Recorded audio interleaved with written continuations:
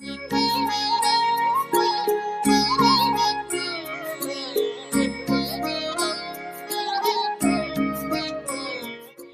जीवन का फलदाता कौन है?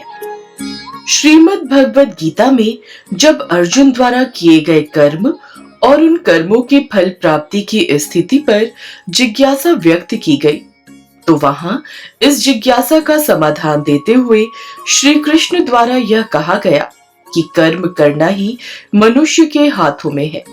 उसके द्वारा किए गए कर्मों का फल कब, कहां, किस रूप में मिलेगा, इसका निर्धारण करने का अधिकार कर्म संपादक को नहीं है। कर्म संपादक का अधिकार केवल इतना ही है कि वह शास्त्र और लोक मर्यादा का पालन करते हुए केवल अपने लिए निर्धारित कर्म ही करे। वह न कभी कर्म से विरत हो और न ही दूसरों के लिए निर्धारित कर्म कभी करे।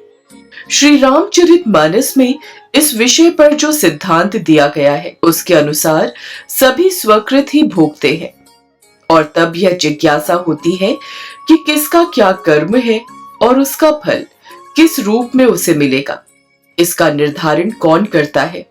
इसका समाधान करते हुए विद्वान महाभारत में श्री कृष्ण और कंस की उस वार्ता का संदर्भ देते हैं जब वह कंस के सिंहासन के पास पहुंचकर उसके बालों को पकड़कर उसे सिंहासन के नीचे फेंकने को तैयार हुए।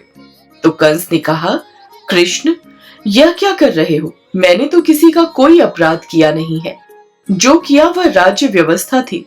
फिर ऐसे में तुम मुझे क्यों मारना चाहते हो? कंस की बात सुनकर श्री कृष्ण ने कहा, कंस, मैं न किसी को मारता हूं और न किसी को जीवित करता हूं। मैं तो किसी जीव के साथ उतना ही विधान करता हूं जितना उसने अपने जीवन में दूसरे जीव के साथ किया होता है।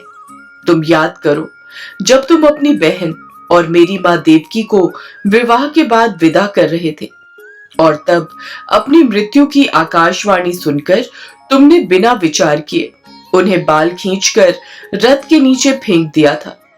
कंस, मैं भी तो यही कर रहा हूं, क्योंकि जो जैसा करता है उसके उतने फल का निर्धारण मात्र ही मैं करता हूं और उसे कृत कर्म का फल देता हूं। हमारा ये वीडियो अगर आपको पसंद आया हो तो हमें लाइक, शेयर और सब्सक्राइब जरूर करें।